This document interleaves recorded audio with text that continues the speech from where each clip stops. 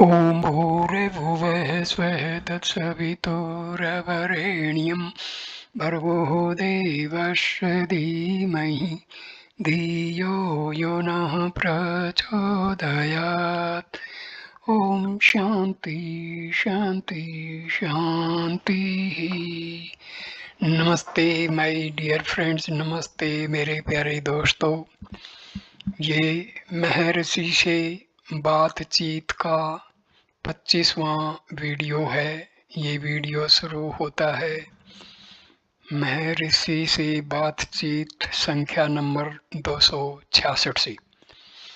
मुसलमान प्रोफेसर ने पूछा, ऐसा मत है कि इच्छा का त्याग करना चाहिए, किंतु देह की कुछ अनिवार्य आवश्यकताएं हैं, क्या करना है? महर्षि, मुमुक्षु 3 साधनों से संपन्न होना चाहिए। नंबर 1 इच्छा, नंबर 2 भक्ति तथा नंबर 3 श्रद्धा। इच्छा से तात्पर्य है देह जनित इच्छाओं की पूर्ति बिना देह में राग रखे, यथा भूख, प्यास तथा मलमूत्र विसर्जन आदि। जब तक यह नहीं किया जाता, ध्यान में प्रगति नहीं हो सकती। भक्ति तथा श्रद्धा जानते ही हैं। भक्ति इच्छाएं 2 प्रकार की हैं, निमन तथा श्रेष्ठ। निमन को श्रेष्ठ में परिवर्तन करना हमारा कर्तव्य है। महर्षि, हाँ भक्त।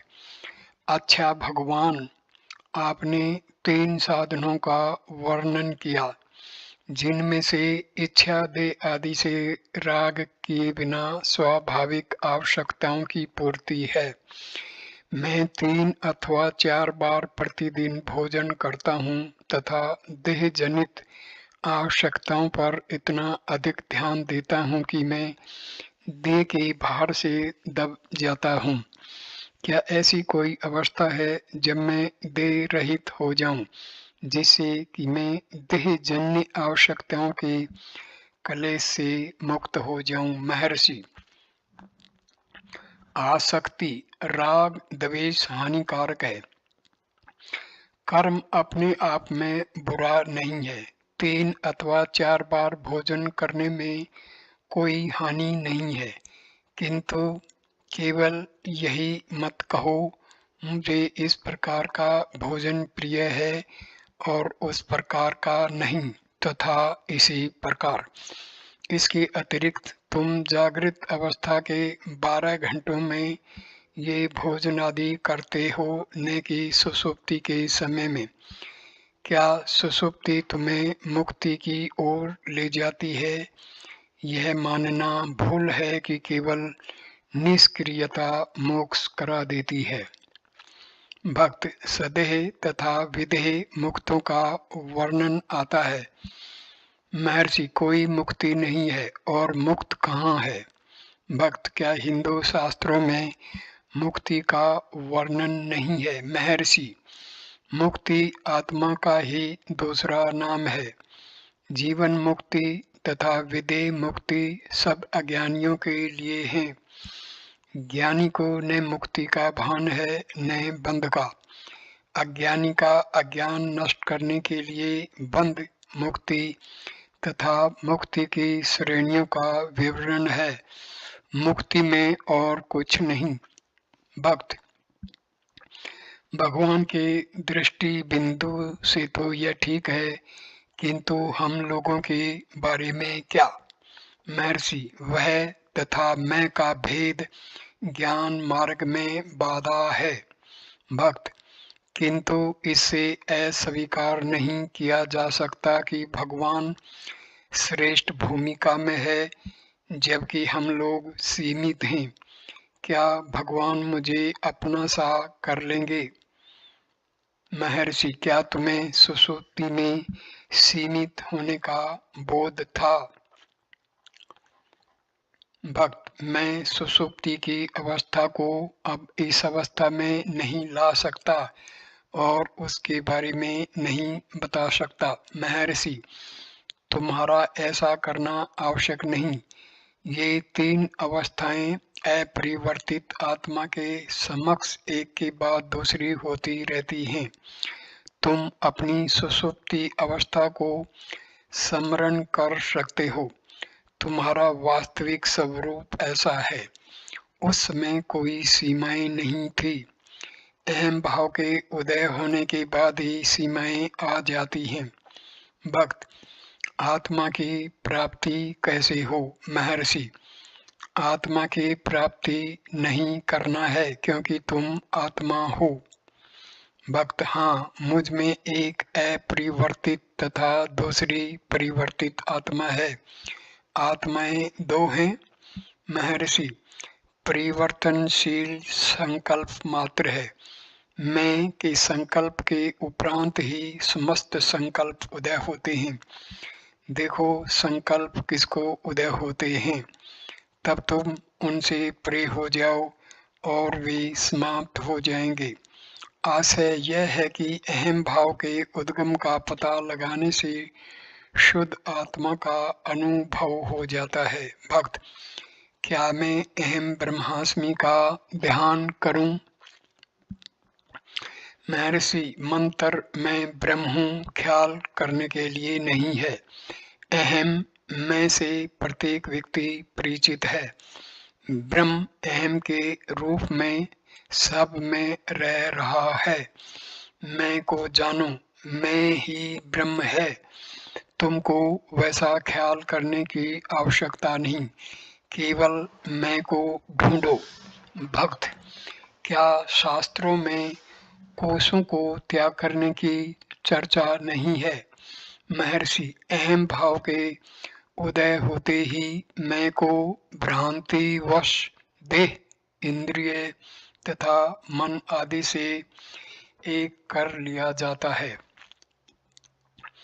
मैं को भ्रांतिवश इनसे संलग्न कर दिया जाता है और वास्तविक मैं कहीं चला नहीं जाता। शुद्ध मैं को दूषित मैं अहम भाव से अलग करने हेतु कोशों को त्यागने की चर्चा की गई है, पर इसका वास्तविक भाव यह नहीं है कि अनात्म को त्यागना है, अपितु इसका अर्थ है वास्तविक आत्मा को जानना। वास्तविक आत्मा सीमा रहित परिपूर्ण में है। यह नित्य है, न इसका आदि है न अंत। दूसरा मैं जन्मता है और मरता है, वह अस्थाई है। परिवर्तित संकल्प किसको आते हैं, यह देखो। तुम जानोगे कि वे अहम भाव के उपरांत उत्पन्न होते हैं। वास्तविक मैं में टिके रहो, उनका शमन होगा। अहम भाव के मूल को खोजो, केवल आत्मा शेष रह जाएगी। भक्त, यह समझना कठिन है। मैं सिद्धांत समझ गया, परंतु अभ्यास क्या है? अन्य साधन उनके लिए हैं जो आत्मा की शोध करने में असमर्थ हैं। अहम ब्रह्मास्मि के जप तथा उसके विचार हेतु भी कर्ता आवश्यक है। वह कौन है? वह मैं है। वही बने रहो, यह सीधा मार्ग है। अन्य सब साधन साधक को अंत में यही लाते हैं।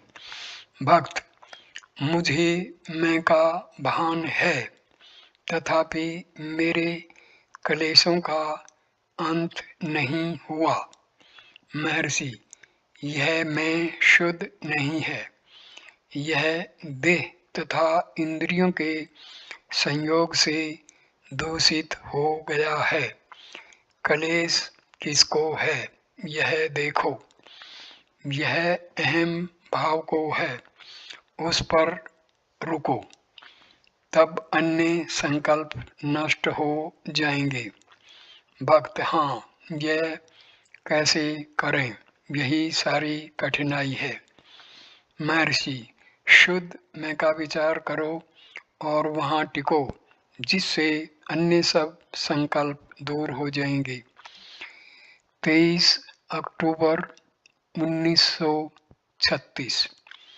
बातचीत संख्या 267। कक्षा में संबंधित पशुओं की चर्चा करते हुए महर्षि ने ओवई द्वारा रचित तमिल छंद सुनाया। एक वृद्धा ने कहीं जातिस में किसी को कंबर की प्रशंसा करते सुना। वृद्धा ने एक छंद में उसका उत्तर दिया, जिसका आशय है, हर एक अपने ढंग से महान है। एक पक्षी की तुलना में जो इतना सुंदर घोंसला बनाता है, कीड़ों की तुलना में जो लाख देते हैं, मधुमक्खी की तुलना में जो शहद का छत्ता निर्माण करती हैं, चींटियों की तुलना में जो नगर बसाती हैं तथा मकड़ी की तुलना में जो जाल बनाती हैं, कंबर की महानता क्या है। तदुपरांत श्री भगवान इनके कार्यों का विवरण देने लगे। जब उनका पर्वत पर निवास था, उन दिनों महर्षि ने यहाँ एक ऐसी कुटिया देखी जो पत्थर तथा मिट्टी की बनी थी तथा उनका खपरेल की छत थी। वहाँ दीमकें बराबर परेशान करती थी। जिस गारे में दीमकें घुस गई थी, उनसे बचने के लिए छत तथा दीवारें गिरा दी गई। श्री भगवान ने देखा कि पत्थरों से सुरक्षित गुफाएं नगर की भांति प्रतीत होती थी। अगल बगल काले प्लास्टर युक्त दीवारें थी तथा पास के नगरों तथा जाने को सड़कें थी जो उसी प्रकार अगल बगल काले प्लास्टर की दीवारों से सुरक्षित थी। ये दीवारें सड़कों की सूचक थी। नगर के आंतरिक भाग में दीमकों के रहने के छिद्र थे। पूरी दीवार दीमकों का आवास बन गई थी, जिससे छत भी ध्वंस हो चुकी थी। श्री भगवान ने एक मकड़ी को भी जाला निर्माण करते देखा था तथा उसका वर्णन किया। मकड़ी एक स्थान में, तब दूसरे में, फिर तीसरे में जाती दिखती है। इन सब स्थानों पर रेशा दृढ़ता से जमाया जाता है। मकड़ी इन्हीं रेशों पर चलती है, चढ़ती है, उतरती है तथा बारंबार परिक्रमा करती है और पूरा जाला बन जाता है। यह ज्यामिति की तरह होता है। जाल प्रातःकाल फैलाकर संध्या को पुनः लपेट लिया जाता है। इसी प्रकार बर्रें भी कच्चे लाख से अपने छत्ते बनाती हैं और इस प्रकार प्रत्येक पशु में कुछ विलक्षण सहज प्रवृत्ति है।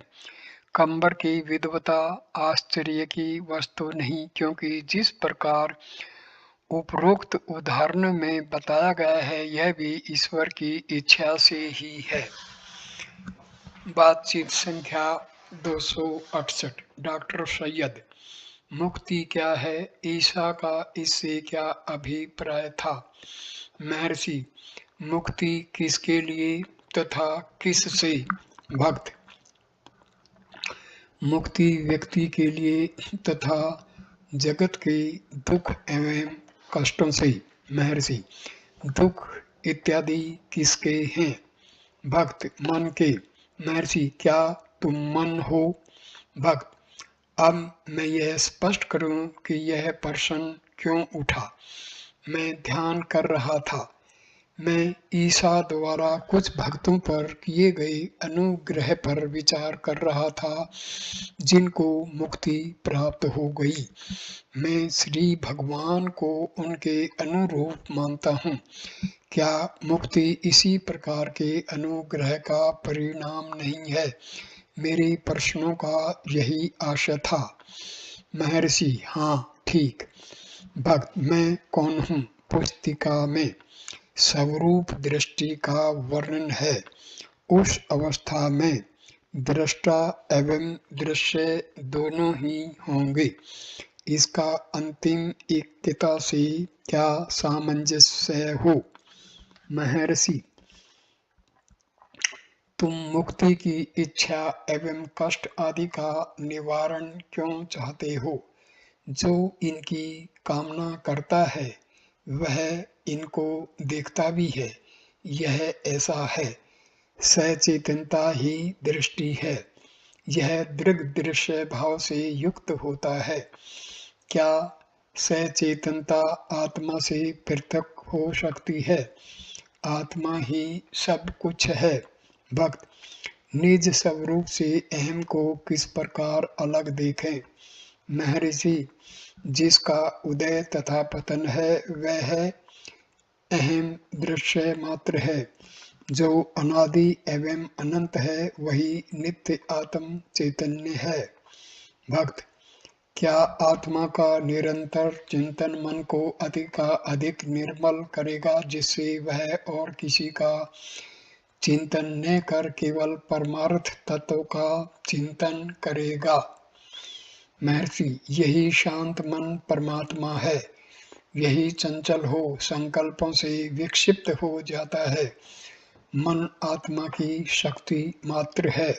भक्त, क्या कोश आत्मा से पृथक तथा पदार्थ रूप हैं? महर्षि, पदार्थ तथा जीव में कोई भेद नहीं है। आधुनिक विज्ञान ने पदार्थ मात्र को सभी शक्ति स्वीकार कर लिया है। शक्ति बल अथवा गति है। अतः सब शिव एवं शक्ति अर्थात आत्मा एवं मन के अंतर्गत हैं। कोश दृश्य मात्र हैं। वास्तव में उनमें कोई सत्यता नहीं है। भक्त, ध्यान प्रतिदिन कितने घंटे करना चाहिए? महर्षि, तुम्हारा निज स्वभाव ही ध्यान है अर्थात समाधि है। भक्त, परिपक्व होने पर ऐसा होगा, परंतु अभी ऐसा नहीं है। महर्षि, तुम्हें इसका भान बाद में होता है। इसका यह अर्थ नहीं है कि अब तुम्हारा स्वरूप ध्यान से भिन्न है। भक्त, अभ्यास क्या है? महर्षि, ध्यान का निरंतर अभ्यास करो। भक्त, एक फारसी योगी कहता है, ईश्वर के अतिरिक्त कुछ नहीं है। कुरान कहती है ईश्वर सर्व आधार है। महर्षि, ईश्वर से पृथक व्याप्त होने को कोई सर्व नहीं है, केवल उसकी सत्ता है। भक्त, क्या यह नैतिकता की दृष्टि से ठीक है कि जब व्यक्ति यह जान ले कि उसका सर्वोपरि कर्तव्य आत्म चिंतन है, तो वह गृहस्थ के कर्तव्यों का परित्याग कर दे? महर्षि, त्याग करने की यह इच्छा ही बाधा है। आत्मा केवल है। आत्मा सर्वव्यक्त है ही, अर्थात आत्मा में अन्य कुछ है ही नहीं। भक्त, भगवान के दृष्टि बिंदु से यह ठीक है, किंतु हम लोगों के लिए मेरा कार्य मेरे समय तथा शक्ति का अधिकांश भाग ले लेता है। मैं प्राय इतना थक जाता हूँ कि फिर आत्मचिंतन नहीं कर पाता। महर्षि, मैं कार्य करता हूँ, यह भावना ही बाधा है। विचार करो, कौन कार्य करता है? स्मरण करो, मैं कौन हूँ। तब कर्म तुम्हें नहीं बांधेगा, वह स्वतः ही होता रहेगा। न कार्य करने की चेष्टा करो, न कर्म त्यागने की। तुम्हारी चेष्टा ही बंधन है। जो होना है वह होगा। यदि तुम्हारे भाग्य में कर्म नहीं होगा तो तुम्हारे प्रयास करने पर भी तुम्हें कोई कार्य नहीं मिलेगा।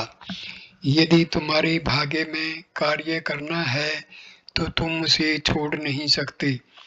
तुमको उसमें संलग्न होना ही पड़ेगा। यह सब उच्चतर सत्ता पर छोड़ दो। अपनी इच्छा से न त्याग कर सकते हो न ग्रहण। बातचीत संख्या 269। भक्त सर्वव्यापी परमात्मा दहराकाश हृदयाकाश में कैसे स्थित माना जाता है? महर्षि, क्या हम एक स्थान पर निवास नहीं करते? इसी प्रकार ईश्वर का निवास हृदय पुंडरीक हृदय कमल कहा जाता है। हृदय कमल कोई स्थान नहीं है, क्योंकि हमारा ऐसा विश्वास है कि हम देह में रहते हैं, इसलिए ईश्वर के रहने के स्थान का भी कुछ नाम लिया जाता है। इस प्रकार का उपदेश उन व्यक्तियों के लिए है जो केवल सापेक्ष ज्ञान ग्रहण कर सकते हैं। सर्वत्र अंतस्थ होने से ईश्वर का कोई विशेष स्थान नहीं है।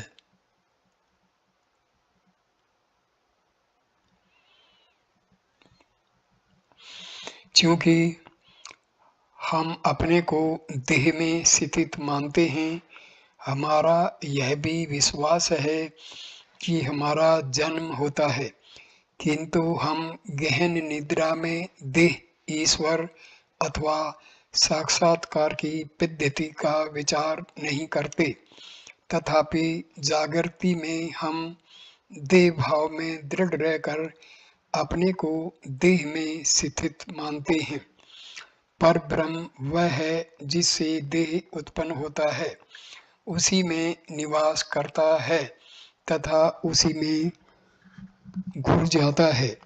तथापि हम सोचते हैं कि हम देह के अंदर निवास करते हैं, अतः इस प्रकार उपदेश दिया जाता है। उपदेश का अर्थ है अंतर्मुख होना। बातचीत संख्या नंबर 270। नेल्लोर में अंग्रेजी के प्रवक्ता श्री जीवी सुब्रमैया ने जिज्ञासा की, ब्रह्म वह है जिससे यह सर्वव्याप्त है। येन सर्वम इदम ततम गीता। पाठ नंबर 18, श्लोक नंबर 46। तथापि श्री कृष्ण भगवत गीता के 10वें अध्याय में विभूतियों का विशेष रूप से वर्णन करते हैं। महर्षि, विशेष रूप से वर्णन अर्जुन के एक निश्चित प्रश्न के उत्तर फल स्वरूप हुआ है, जो उपासना की सुविधा के लिए भगवान की विभूतियां जानना चाहता था। वास्तव में ईश्वर ही सब कुछ है, उससे पृथक कुछ भी नहीं है। भक्त, ऐसा कहा जाता है कि मनुष्य जीर्ण शरीर को त्याग कर नवीन देह धारण करता है। क्या यह कथन बच्चों की मृत्यु पर भी लागू होता है? महर्षि, पहले तुम्हें यही बोध नहीं है कि जीर्णानि क्या है तथा नवानि क्या है। फिर जीर्ण तथा नव तुलना से कहा जाता है। जो एक राजा के लिए पुराना होगा वही एक भिक्षु के लिए नया हो सकता है। वास्तविकता यह है कि व्यक्ति तो मुक्ति तक के समय की देह की अवस्था को प्रकट करता है।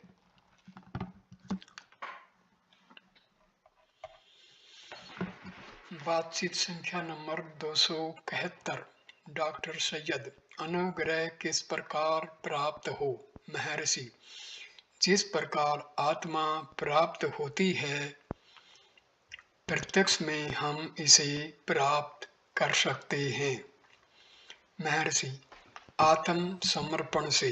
भक्त, अनुग्रह को ही आत्मा बताया गया था, तब क्या मुझे स्वयं की आत्मा को समर्पण करना चाहिए? महर्षि, हाँ, जिसके अनुग्रह की इच्छा है उसी के प्रति समर्पण करो।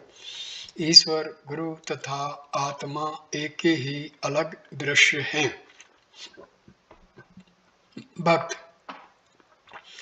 मेरे समझने हेतु अधिक स्पष्ट करने की कृपा करें। महर्षि, जब तक तुम अपने को जीव मानते हो, तब तक तुम ईश्वर में आस्था करते हो। ईश्वर की पूजा करने पर ईश्वर गुरु रूप में प्रकट होता है। गुरु की सेवा करने से वह आत्मा के रूप में प्रकट हो जाता है। यही प्रतिक्रिया है। बातचीत संख्या नंबर 272। भक्त, दुर्भिक्ष, महामारी आदि घोर विपत्तियां संपूर्ण विश्व को अत्यधिक ग्रस्त किए हुए हैं। इस स्थिति का क्या कारण है? महर्षि, यह सब अनुभूति किसे होती है? भक्त, इससे मुझे संतोष नहीं होगा, मुझे सर्वत्र दुख दिखता है। महर्षि, अपनी सुषुप्ति में तुम्हें जगत तथा दुख का भान नहीं होता था। अपनी जागृत अवस्था में तुम्हें इनका भान होता है। उसी अवस्था में स्थिर रहो जिसमें तुम इनसे दुखी नहीं थे। इसका तात्पर्य यह है कि जब तुम्हें जगत का भान नहीं होता और उसके कष्ट तुम्हें प्रभावित नहीं करते, जब तुम आत्म रूप हो जाओगे, रहोगे जैसे सुषुप्ति में, तब जगत तथा इसके कष्ट तुम्हें प्रभावित नहीं करेंगे।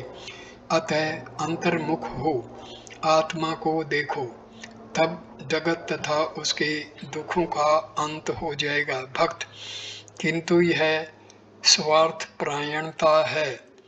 महर्षि, जगत बाहर नहीं है, क्योंकि तुम भूल से स्वयं को देह मानकर जगत को अपने से बाहर देखते हो और उसके कष्ट में प्रत्यक्ष होते हैं, परंतु वे वास्तविक नहीं हैं। सद्वस्तु की प्राप्ति करो और इस मिथ्या भाव से बचो। भक्त, महापुरुष हैं तथा जन सेवक हैं जो जगत के कष्टों की समस्या का समाधान नहीं कर पाते। महर्षि, वे अहंकार ग्रस्त होने के कारण असफल हैं। यदि वे आत्मा में स्थित रहें तो वे भिन्न होंगे। भक्त, महात्मा सहायता क्यों नहीं करते? महर्षि, तुम कैसे जानते हो कि वे सहायता नहीं करते? जनता में भाषण, शारीरिक क्रिया तथा भौतिक सहायता महात्माओं के मौन की तुलना में नगण्य है। अन्य व्यक्तियों की अपेक्षा वे कई अधिक करते हैं। भक्त, जगत की स्थिति के सुधार हेतु हमारा क्या कर्तव्य है? महर्षि, यदि तुम दुख से मुक्त रहो तो तुम्हें कहीं भी दुख नहीं रहेगा। वर्तमान कष्ट का कारण तुम्हारा जगत को बाहर देखना तथा इसमें दुख है ऐसी धारणा बनाना ही है, परंतु जगत तथा दुख दोनों तुम में हैं। यदि तुम अंतर्मुख होगे तो कोई दुख नहीं होगा। भक्त, ईश्वर पूर्ण है, उसने जगत को अपूर्ण क्यों बनाया? कृति में लेखक का स्वभाव आता है, किंतु यहाँ ऐसा नहीं है। महर्षि, वह कौन है जो प्रश्न करता है? भक्त, मैं, व्यक्ति। महर्षि, क्या तुम ईश्वर से पृथक हो जो यह प्रश्न करते हो? जब तक तुम स्वयं को देह मानते हो तभी तक जगत तुमको बाहर दिखता है और तुमको यह अपूर्णता दिखती है। ईश्वर पूर्णता है, उसकी कृति भी पूर्णता है, परंतु तुम्हारी मिथ्या तादात्म्यता के कारण तुम्हें यह अपूर्णता सी प्रतीत होती है। भक्त, आत्मा कष्टपूर्ण सृष्टि के रूप में क्यों व्यक्त हुई? महर्षि, जिससे कि तुम आत्मा को प्राप्त करो। तुम्हारे चक्षु स्वयं को नहीं देख सकते, उनके सामने दर्पण रखने से वे स्वयं को देखते हैं। सृष्टि के साथ भी ऐसा ही है। पहले स्वयं को देखो, तदुपरांत समस्त जगत को आत्म रूप देखो। भक्त, इसका तात्पर्य यह हुआ कि मैं सदैव अंतर्मुख रहूं। महर्षि, हाँ। भक्त, क्या मैं जगत को बिल्कुल न देखूं? महर्षि, तुम्हें जगत से अपनी आंखें मूंदने को नहीं कहा गया है। तुम्हें केवल पहले स्वयं को देखना है, तदुपरांत समस्त जगत को आत्म रूप देखना है। यदि तुम स्वयं को देह मानते हो तो जगत बाहर प्रतीत होता है, यदि तुम आत्मा हो तो जगत ब्रह्म भासित होता है। बातचीत संख्या नंबर 273। डॉक्टर सैयद ने जिज्ञासा की, मैं पंचश्लोकी पढ़ रहा हूँ, उससे मुझे प्रतीत होता है कि आपने श्लोक अरुणाचल के प्रति कहे हैं। आप अद्वैती हैं, फिर आप ईश्वर को एक पृथक सत्ता के रूप में कैसे संबोधित करते हैं? महर्षि, भक्त भगवान तथा श्लोक सब आत्मा हैं। भक्त, किंतु आप परमात्मा को संबोधित कर रहे हैं। आप इस अरुणाचल पहाड़ को परमात्मा जैसे संबोधित कर रहे हैं। महर्षि, तुम आत्मा को देह से मिला सकते हो, क्या भक्त आत्मा को अरुणाचल से नहीं मिला सकता? भक्त, यदि अरुणाचल आत्मा है तो अन्य पर्वतों की अपेक्षा इसे ही विशेष रूप से क्यों चुना गया? ईश्वर सर्वत्र है, आप अरुणाचल के रूप में उसका विशेष रूप से वर्णन क्यों करते हैं? महर्षि, तुम्हें इलाहाबाद से इस जगह आने के लिए किसने आकर्षित किया और यहाँ सब और बैठे हुए व्यक्तियों को किसने आकर्षित किया? भक्त, श्री भगवान ने। महर्षि, मैं यहाँ कैसे आकर्षित हुआ? अरुणाचल से। उस शक्ति को स्वीकार करना ही पड़ेगा। फिर अरुणाचल भी भीतर है, बाहर नहीं। आत्मा अरुणाचल है। भक्त, शास्त्रों में आत्मा, परमात्मा, परा आदि शब्द व्यवहार में आए हैं, इनमें श्रेणीकरण क्या है? महर्षि, शब्द के उपयोग करने वाले के लिए इन सब का एक ही अर्थ है, किंतु अन्य व्यक्ति अपने विकास के अनुसार भिन्न अर्थ लगाते हैं। भक्त, परंतु एक ही वस्तु के लिए इतने अधिक शब्दों का प्रयोग क्यों है? महर्षि, यह परिस्थिति के अनुसार होता है। इन सब का आशय आत्मा है। परा का आशय निरपेक्ष अथवा द्वंद्वातीत है, अर्थात ब्रह्म है। भक्त, हृदयपन ध्यान करने हेतु क्या मुझे दाहिने वक्ष पर ध्यान करना चाहिए? महर्षि, हृदय भौतिक नहीं है, ध्यान दाहिने अथवा बाएं पर नहीं होना चाहिए, ध्यान आत्मा पर होना चाहिए। मैं हूँ यह प्रत्येक व्यक्ति जानता है। मैं कौन है? वह न अंदर है न बाहर, न दाहिने न बाएं। मैं हूँ, बस यही है। हृदय वह केंद्र है जिससे सब कुछ प्रकट होता है। क्योंकि तुम जगत, देह आदि देखते हो, इसलिए ऐसा कहा जाता है कि इन सब के लिए एक केंद्र है जिसको हृदय कहते हैं। जब तुम हृदय में स्थिर हो तब हृदय न केंद्र है न परिधि, अन्य कुछ भी नहीं है, तब वह किसका केंद्र हो सकेगा? भक्त, क्या मैं यह समझूं कि आत्मा तथा अनात्मा पदार्थ तथा उसकी छाया के समान है? महर्षि, पदार्थ तथा छाया का अस्तित्व उसके लिए है जो केवल छाया को देखता है और भ्रांतिवश उसे पदार्थ मान लेता है तथा उसकी छाया भी देखता है, किंतु जिससे केवल सत्य का ही बोध होता है उसके लिए न पदार्थ है न छाया। भक्त, बुद्ध से जब यह पूछा गया कि क्या अहंकार है, वे मौन रहे। जब यह पूछा गया कि क्या अहंकार नहीं है, वे मौन रहे। जब यह पूछा गया कि क्या ईश्वर है, वे मौन रहे। जब यह पूछा गया कि क्या ईश्वर नहीं है, वे मौन रहे। इन सब के लिए उनका उत्तर मौन था। महायान तथा हीनयान दोनों विचारधाराओं ने उनके मौन का गलत अर्थ किया है, क्योंकि वे उन्हें नास्तिक कहते हैं। यदि बुद्ध नास्तिक होते तो वे निर्वाण, जन्म, मृत्यु, कर्म, पुनर्जन्म तथा धर्म का वर्णन क्यों करते? उनके टीकाकार गलती पर हैं, क्या ऐसा नहीं है? महर्षि, तुम सही हो। 27 अक्टूबर 1936। बातचीत संख्या नंबर 274। मुसलमान प्रोफेसर ने जिज्ञासा की कि वैष्णव मत का अद्वैतवाद से कैसे समन्वय हो सकता है? महर्षि, वैष्णव मत वाले स्वयं को विशिष्टाद्वैती कहते हैं। यह भी अद्वैत ही हुआ। जिस प्रकार व्यक्तिगत शरीर में आत्मा, अहंकार तथा स्थूल शरीर हैं, उसी प्रकार ब्रह्म में परमात्मा, जगत तथा जीव अंतर्व्याप्त हैं। भक्त, क्या भक्ति में द्वैत का भाव ध्वनित नहीं होता? महर्षि, सब स्वरूप अनुसंधानम भक्तिरित्यभिधीयते।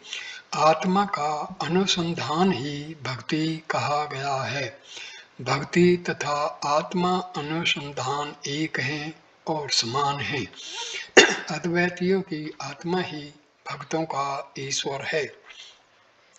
भक्त, क्या समस्त संप्रदायों के मूल संस्थापकों का आध्यात्मिक सोपान है जो मनुष्य के आध्यात्मिक कल्याण के प्रति जागरूक रहते हैं? महर्षि, वे हों अथवा न हों, यह एक अनुमान मात्र है। आत्मा प्रत्यक्ष है, इसको जान लो और अनुमान को समाप्त कर दो। कोई एक उपरोक्त सोपान को स्वीकार करे, दूसरा न भी करे, परंतु आत्मा का कोई विरोध नहीं कर सकता। भक्त, प्रवृत्ति तथा निवृत्ति मार्ग के संबंध में श्री भगवान का क्या मत है? महर्षि, हाँ, दोनों का वर्णन है। जिज्ञासा क्या है? भक्त, दोनों में उत्तम कौन सा है? महर्षि, यदि तुम केवल शुद्ध तथा सहज आत्मा की अनुभूति करो, यह निवृत्ति है। यदि तुम आत्मा को जगत सहित देखते हो, यह प्रवृत्ति है। दूसरे शब्दों में, अंतर्मुखी मन निवृत्ति है तथा बहिर्मुखी मन प्रवृत्ति है, परंतु आत्मा से परे कुछ भी नहीं है। दोनों एक ही हैं। आध्यात्मिक सोपान के संबंध में भी इसी प्रकार है। आत्मा से अन्यत्र उनका कोई अस्तित्व नहीं है। वे केवल आत्मा में हैं तथा आत्म रूप रहते हैं। आत्मा का साक्षात्कार ही सबका एकमात्र लक्ष्य है। 5 नवंबर 1936। 275वीं बातचीत। वार्ता के मध्य एक व्यक्ति ने श्री ब्रंटन तथा एक महिला के रात्रि को घर लौटते समय आधे पर्वत पर उत्तर से दक्षिण की ओर धीरे धीरे चलता हुआ जो चमकता प्रकाश देखा था, उसकी चर्चा की। श्री भगवान ने कहा, ज्ञान ही इस पर्वत के आकार में है। भक्त, भौतिक नेत्र इसे कैसे देख सकता है? महर्षि, संबनद्दर ने गाया है, जिसने मेरे हृदय को वश में कर लिया है अथवा जिसने मेरे हृदय को अपना बंदे बना लिया है, उसका मैं अपने मन में यशगान करता हूँ। हृदय मुग्ध हो जाता है, परिणामतः मन भी हृदय में डूब जाता है, तथापि स्मृति अवशेष रह जाती है, जिससे संत बाद में ईश्वर का यशगान करता है। इसके बाद एक युवक शिष्य के अनुभव का प्रसंग बताया गया। एक सुशिक्षित और संपन्न शरीर से स्वस्थ तथा शांत मन का युवक श्री भगवान के चित्र के समक्ष घर पर बैठा आकृति का ध्यान कर रहा था। सहसा चित्तर सजीव होने लगा, जिससे युवक का शरीर भयभीत हो ऐंठने लगा। उसने अपनी माँ को पुकारा। माँ ने आकर उससे उसका कारण पूछा। उसकी आकृति देख चारों ओर एकत्रित हुए उसके संबंधी घबरा गए। युवक को लोगों की उपस्थिति का बोध था, तथापि एक रहस्यमय शक्ति ने उसे वश में कर लिया था, जिससे वह अपनी रक्षा कर रहा था। वह कुछ समय तक अचेत रहा। चेतना आने पर वह पुनः भय से ग्रस्त हो गया। लोग चिंतित हो उठे और उसको स्वस्थ करने के लिए औषधि देने लगे। बाद में जब वह तिरुवन्नमलाई आया तो उसे वैसा ही अनुभव की संभावना का भय बना रहा।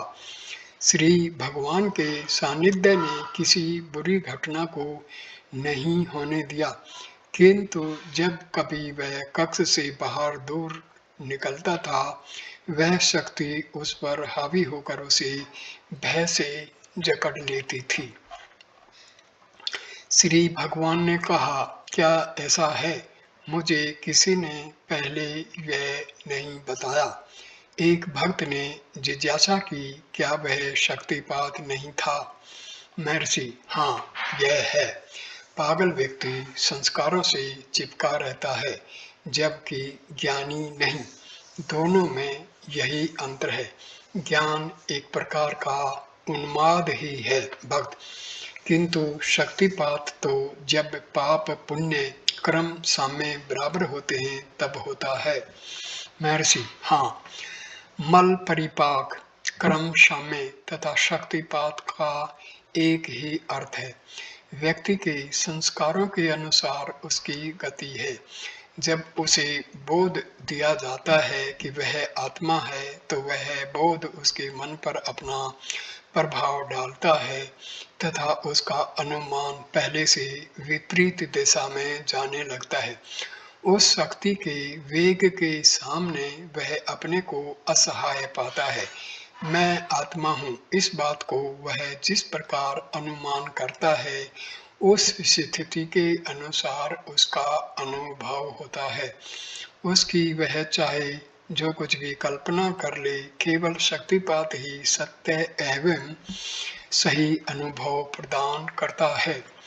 जब मनुष्य उपदेश ग्रहण करने की योग्यता प्राप्त कर लेता है एवं उसका मन हृदय में विलीन होने वाला होता है, तो उपदेश तुरंत परिणाम करता है और वह ठीक प्रकार से आत्मा की अनुभूति कर लेता है। अन्यथा संघर्ष सदैव चलता रहता है। मनोनाश ज्ञान तथा चित्तेकाग्रता का एक ही अर्थ है। बातचीत संख्या 276। यूपी की विशिष्ट महिला अपने भाई, एक सहेली तथा एक भारी बदन के अंग रक्षक के साथ आई। कक्ष में आकर महिला ने श्री महर्षि को अत्यंत आदर एवं भाव सहित प्रणाम किया तथा श्री भगवान के समक्ष ऊनी नमदे पर बैठ गई। श्री भगवान उस समय तेलुगु में त्रिलिंग समाचार पत्र में प्रकाशित एक बालक के पुनर्जन्म से संबंधित समाचार पढ़ रहे थे। बालक अब 13 वर्ष का है तथा लखनऊ के समीप एक गांव में राजकीय उच्च विद्यालय में पढ़ता है। जब वह 3 वर्ष का था, तब वह इधर उधर भूमि खोदता रहता था। पूछने पर वह कहता था कि मैं भूमि में छिपाई हुई कुछ वस्तु पाने का प्रयास कर रहा हूँ। जब उसकी 4 वर्ष की आयु हुई, तब उसके घर में किसी का विवाह समारोह संपन्न हुआ। विदा होते समय अतिथियों ने हंसी में कहा कि जब इस बालक का विवाह होगा वे फिर आएंगे, परंतु बालक ने मुड़कर कहा, मेरा विवाह पहले ही हो चुका है, मेरे 2 पत्नियां हैं।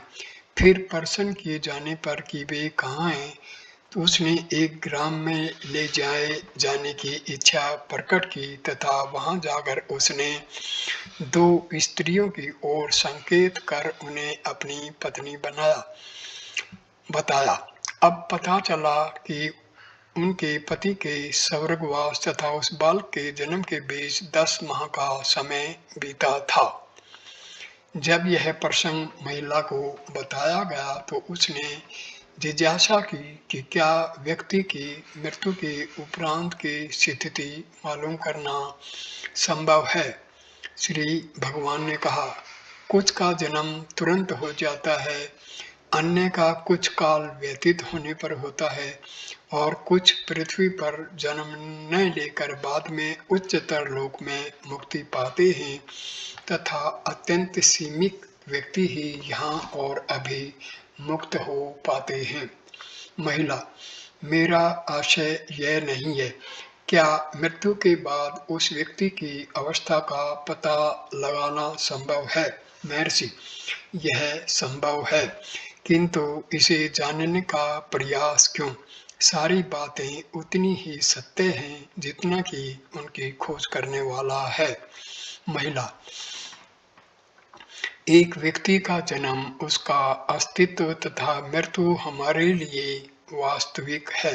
महर्षि, क्योंकि तुमने गलती से आत्मा को देह मान लिया है, तुम अन्य व्यक्ति को भी देह दृष्टि से देखती हो, न तुम और न अन्य व्यक्ति देह हैं। महिला, किंतु अपनी समझ के स्तर से मैं स्वयं को तथा अपने पुत्र को सत्य मानती हूँ। महर्षि, अहम भाव का जन्म ही उस व्यक्ति का अपना जन्म है तथा उसकी मृत्यु ही व्यक्ति की मृत्यु है। अहम भाव के उदय होने के बाद ही देह से मिथ्या तादात्म्यता उदय होती है। स्वयं को देह मानकर तुम अन्य व्यक्तियों का भी मिथ्या मूल्यांकन करते हो तथा उन्हें देह मानते हो। जिस प्रकार तुम्हारी देह का जन्म हुआ है, बढ़ता है तथा नाश होगा, उसी प्रकार तुम सोचते हो कि दूसरे का जन्म हुआ, बड़ा हुआ और मर गया। क्या तुम्हें अपने पुत्र के जन्म से पूर्व कभी उसका विचार आया था। उसके जन्म के उपरांत ही यह विचार आया तथा उसके देहांत के पश्चात भी बना हुआ है।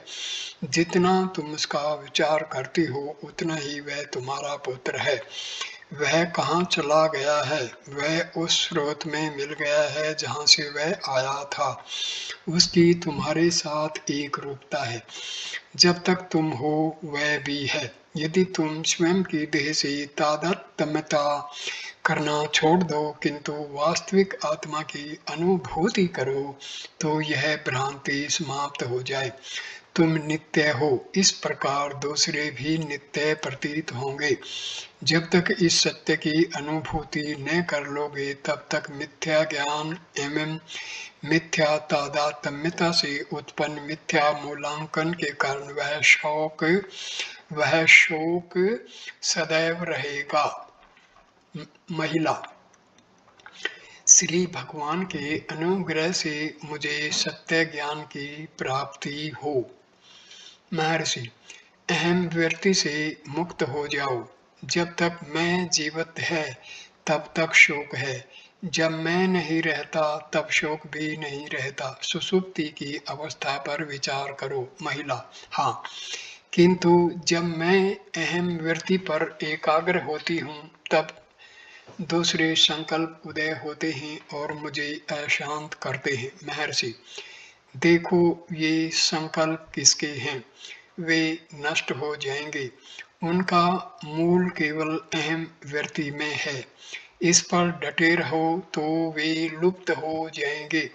महर्षि ने पुनः योग वासिष्ठ के 5वें सर्ग के 20वें अध्याय में वर्णित पुण्य तथा पाप की कथा की ओर ध्यान दिलाया। जब पुण्य अपने माता पिता के देहांत के समय पाप को सांत्वना देता है तथा उसे आत्मज्ञान की ओर प्रवृत्त करता है, फिर सृष्टि को उसके दो पक्षों से देखना है, ईश्वर सृष्टि तथा जीव सृष्टि। इन दोनों में से जगत ईश्वर सृष्टि है तथा जीव से इसका संबंध जीव सृष्टि है। जीव सृष्टि जगत का विचार किए बिना दुख एवं सुख का उदय करती है। पंचदशी से एक कहानी कही गई है। दक्षिण भारत के एक ग्राम में दो युवक रहते थे। वे उत्तर भारत की तीर्थ यात्रा को निकले। उनमें से एक की मृत्यु हो गई। दूसरे ने जो कुछ कमाई कर रहा था, उसने कुछ मास ठहरकर घर जाने का निश्चय किया। इसी समय उसे एक तीर्थ यात्रा करता हुआ व्यक्ति मिला, जिससे उसने अपने तथा दिवंगत साथी के समाचार दक्षिण भारत के ग्राम तक पहुंचा देने को कहा।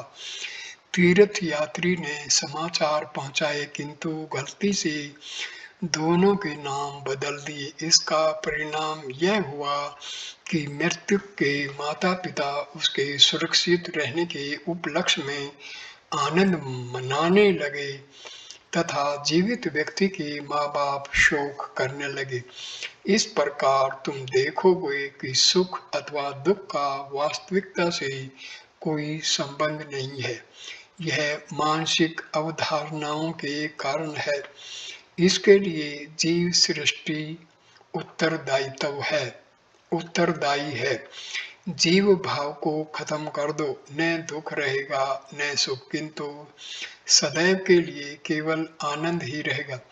जीव भाव को खत्म करने का अर्थ है आत्मा में विश्वास करना। महिला: मैंने यह सब सुना। यह सब मेरी समझ से बाहर है। श्री भगवान से मेरी प्रार्थना है कि यह सब समझने में मेरी सहायता करें। मैं मैसूर में एक झरना देखने गई थी। झरने का दृश्य मनोहर था। जल स्रोत अंगुलियों की आकृतियों में चट्टानों को पकड़ने का प्रयास करते प्रतीत होते थे, पर धारा प्रवाह में नीचे गहराइयों में ढकेले जा रहे थे। मुझे यह दृश्य व्यक्तियों द्वारा अपने वर्तमान वातावरण से चिपके रहने जैसी अवस्था का लगा, परंतु मैं भी उसी से चिपकी हुई हूँ। मैं यह अनुमान नहीं कर सकती कि हम मौसम के पुष्प, फल तथा वृक्षों की पत्तियों से अधिक अच्छे नहीं हैं। मुझे पुष्प प्रिय हैं, तथापि यह विचार मुझे प्रभावित नहीं करता। कुछ क्षणों के बाद महिला ने कहा कि उसका विचार महर्षि से मृत्यु तथा उससे संबंधित विषयों पर प्रश्न करने का था, किंतु फिर उसने पूछा नहीं। तथापि महर्षि समाचार पत्र में उसी विषय को पढ़ते रहे थे तथा उसी विषय पर ज्ञान चर्चा हुई। लक्ष्मी गाय को देखकर महिला ने विदा ली। 9 नवंबर 1936। बातचीत संख्या 277। श्री कोहन: संकल्प क्या है? मेरा अभिप्राय यह है कि इसका पंचकोशों में कहाँ स्थान है? महर्षि: सर्वप्रथम अहम वृत्ति उदय होती है, तदुपरांत अन्य संकल्प। वे ही मन हैं। मन दृश्य है तथा मैं दृष्टा है। क्या मैं के बिना इच्छा हो सकती है? वह मैं में ही समाई हुई है। अहम वृत्ति विज्ञान में कोश है, इच्छा इसी में निहित है। श्री भगवान ने आगे कहा, अन्य में कोश स्थूल देह कोश है। प्राण सहित ज्ञानेंद्रियों तथा कर्मेंद्रियां प्राणमय कोश का निर्माण करती हैं। ज्ञानेंद्रियां तथा मन मनों में कोष बनाती हैं। वे ही ज्ञानेंद्रियां हैं। मन केवल संकल्पों से बना है। इदम दृश्य है तथा अहम मैं दृष्टा है। दोनों मिलकर विज्ञान में कोश बनते हैं। 10 नवंबर 1936। बातचीत संख्या नंबर 278। हिंदू धर्म अंगीकार करने वाली पोलैंड की कुमारी डब्ल्यू उमा देवी कश्मीर की यात्रा करके वहां के चित्र लाई थी जिन्हें हम देख रहे थे। श्री भगवान ने विनोद करते हुए कहा, यात्रा का कष्ट बिना उठाए हमने ये स्थान देख लिए। भक्त, मैं कैलाश जाना चाहती हूँ। महर्षि, यदि प्रारब्ध में हो तभी इन स्थानों को देखा जा सकता है, अन्यथा नहीं। सब कुछ देख लेने के पश्चात भी इस गोलार्ध में नहीं तो दूसरे में और अधिक स्थान भी देखने को बाकी रहेंगे। ज्ञान से अभिप्राय है जो ज्ञात है उससे जो परे है उससे अनभिज्ञता। ज्ञान सदैव ही सीमित है। कुछ समय के पश्चात महर्षि ने कहा, अपर दुर्बल तथा वृद्ध होते हुए भी कैलाश यात्रा पर चल पड़ा। रास्ते में एक दूसरा वृद्ध मनुष्य मिल गया। उसने उसे वहां जाने से रोकने के लिए प्रयास किया और बताया कि वहां पहुंचना बहुत ही कठिन है, परंतु अपर हठी था और कहने लगा, मैं इस प्रयास में अपने प्राणों की जोखिम लेने को तैयार हूँ। उस अपरिचित ने उससे समीप के एक सरोवर में स्नान करने को कहा। अपर ने वैसा ही किया। उसे कैलाश का तत्काल वहीं दर्शन हुआ। यह सब कहाँ हुआ? यह हुआ तिरुवैयार में, तंजौर से केवल 9 मील की दूरी पर। तब कैलाश कहाँ है? कैलाश मन के अंदर है अथवा बाहर। यदि वास्तव में तिरुवैयार में कैलाश है तो वह अन्य लोगों को भी देखना चाहिए, परंतु यह अनुभूति केवल अपर को ही हुई। इस प्रकार दक्षिण के अन्य तीर्थों के संबंध में भी यही प्रचलित है कि वे शिव के निवास हैं और भक्तों को उनका इसी रूप में दर्शन हुआ है। उनके दृष्टिकोण से यह सत्य है, सब कुछ अंदर है, बाहर कुछ भी नहीं है। बातचीत संख्या नंबर 279। भक्त, मृत्यु के उपरांत मनुष्य को पुनर्जन्म में कितना समय लगता है? मृत्यु के तुरंत बाद ही अथवा कुछ समय पश्चात? महर्षि, जन्म से पूर्व तुम क्या थे यह तुमको नहीं मालूम, तथापि तुम यह जानने को उत्सुक हो कि मृत्यु के बाद तुम क्या होगे। क्या तुम जानते हो कि अब तुम क्या हो? जन्म तथा पुनर्जन्म देह का होता है। तुम आत्मा को देह से मिला रहे हो। यह मिथ्या तादात्म्यता है। तुम देह का जन्म तथा मरण यथार्थ मानकर एक के आभास को दूसरे से मिला रहे हो। अपनी वास्तविक स्वरूप को जान लो और तब यह प्रश्न नहीं रहेगा। जन्म तथा पुनर्जन्म की चर्चा केवल इस हेतु की जाती है कि जिससे कि तुम इस प्रश्न पर विचार करो और यह जान लो कि न जन्म है न पुनर्जन्म। उनका संबंध देह से है, आत्मा से नहीं। आत्मा को जान लो तथा संदेहों से अशांत मत हो। बातचीत संख्या नंबर 280। भक्त, क्या आप मुझे माया से मुक्त होने में सहायता कर सकते हैं? महर्षि, माया क्या है? भक्त, जगत में आसक्ति। महर्षि, क्या जगत तुम्हारी गहन निद्रा में था तब क्या इसमें आसक्ति थी? भक्त, नहीं थी। महर्षि, तब तुम वहां थे अथवा नहीं? भक्त, हो सकता है। महर्षि, तब क्या तुम सुषुप्ति में अपने अस्तित्व से इनकार करते हो? भक्त मैं नहीं करता। महर्षि अतः तुम अभी भी वही हो जो सुषुप्ति में थी। भक्त हाँ। सुषुप्ति जगत का अभाव, आसक्ति का अभाव, आत्मा। जागृति जगत, आसक्ति, आत्मा। तब वह कौन है जो अभी इस समय माया के संबंध में प्रश्न उठा रहा है। भक्त सुषुप्ति में मन का अभाव था, जगत तथा आसक्ति मन की है। महर्षि ऐसा ही है, जगत तथा उसके प्रति आसक्ति मन की, आत्मा की नहीं। जगत तथा उसके प्रति आसक्ति मन की है, आत्मा की नहीं। भक्त मैं सुषुप्ति में अनभिज्ञ था। महर्षि यह कौन कह रहा है कि वह अनभिज्ञ था? क्या वह अभी भी अनभिज्ञ नहीं है? क्या वह ज्ञानी है? यहाँ संग दोष से दूषित आत्मा अनभिज्ञता की चर्चा कर रहा है। भक्त तब क्या सुषुप्ति में शुद्ध आत्मा था? महर्षि वह कोई संशय नहीं कर रहा था, वह स्वयं को अपूर्ण अथवा अशुद्ध अनुभव नहीं कर रहा था। भक्त यह आत्मा तो सभी में समान है, मृत देह में भी। महर्षि किंतु मनुष्य सुषुप्ति में अथवा मृत देह में प्रश्न नहीं करता। विचार करो, प्रश्न कौन करता है? यह तुम हो। क्या तुम सुषुप्ति में नहीं थे? उस समय अपूर्णता क्यों नहीं थी?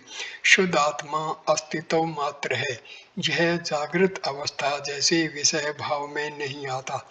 इस जागृत अवस्था में जिसको अब तुम चेतनता कहते हो, यह चेतना केवल चैतन्य नहीं है, क्योंकि यह मन, बुद्धि, देह आदि पर अवलंबित है, परंतु सुषुप्ति में इनके बिना चैतन्य का अस्तित्व था।